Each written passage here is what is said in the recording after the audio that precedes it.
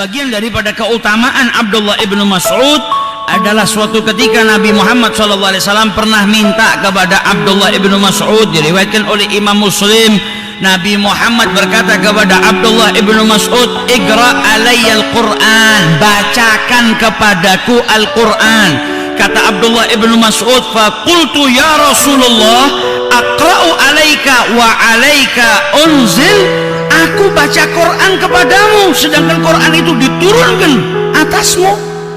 Turunnya Quran ini kan kepada Nabi Muhammad, masa saya membacakan Al-Quran kepadamu ya Rasulullah?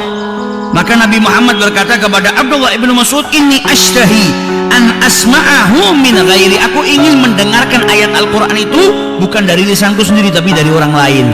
Bayangkan betapa mulianya Abdullah ibnu Mas'ud. Dipanggil sama Nabi suruh baca Al-Quran, Nabi kepingin dengar dari mulutnya Abdullah ibnu Mas'ud. Ini suatu kehormatan yang luar biasa. Nabi ini bukan ulama, pemimpinnya para ulama, bukan cuma sekedar orang yang ngerti ilmu Quran diturunkan kepada Nabi Muhammad. Sampai Abdullah ibnu Mas'ud itu kaget, "Ya Rasulullah, aqra'u alaika wa alaika unzil."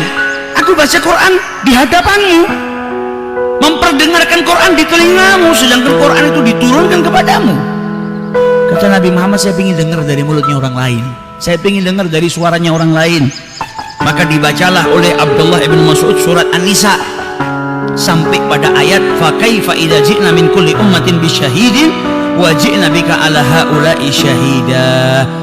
Maka Abdullah ibn Mas'ud meriwayatkan ketika baca surat ini, beliau mengangkat kepalanya melirik melihat Nabi Muhammad SAW, dan diriwayatkan oleh beliau, faraitu dumu'ahu tasil, aku lihat air matanya itu mengalir.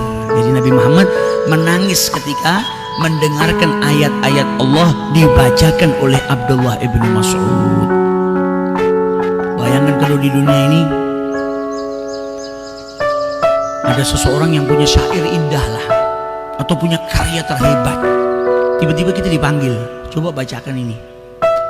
Betapa terhormatnya diri kita terpilih menjadi seseorang yang membacakan karyanya. Nah, ini bukan karya manusia, bukan buatan manusia. Al-Quran diturunkan kepada Nabi Muhammad. Nabi Muhammad minta Abdullah ibnu Mas'ud membacakannya di hadapan Nabi Muhammad SAW. Betapa beruntungnya Abdullah ibnu Mas'ud ini, bukan sembarangan. Betapa beruntungnya sahabat yang satu ini, yang mungkin ukuran tubuhnya lebih pendek daripada para sahabat yang lainnya, yang kakinya pernah diketawain oleh sebagian sahabat. Tapi betul apa yang dikatakan sama Nabi Muhammad, kakinya kalau ditimbang di hari kiamat lebih berat daripada Uhud. Karena apa? Derajat yang besar yang beliau dapatkan dari Allah Subhanahu wa ta'ala. Sampai akhirnya membacakan Al-Quran di hadapan Rasulullah Sallallahu Alaihi Wasallam, dan beliau orang yang berani. Nabi Muhammad pernah tanya, siapa yang mau membacakan ayat yang baru turun ini dari Allah di hadapan orang-orang kafir? Gak ada yang berani ngangkat tangan.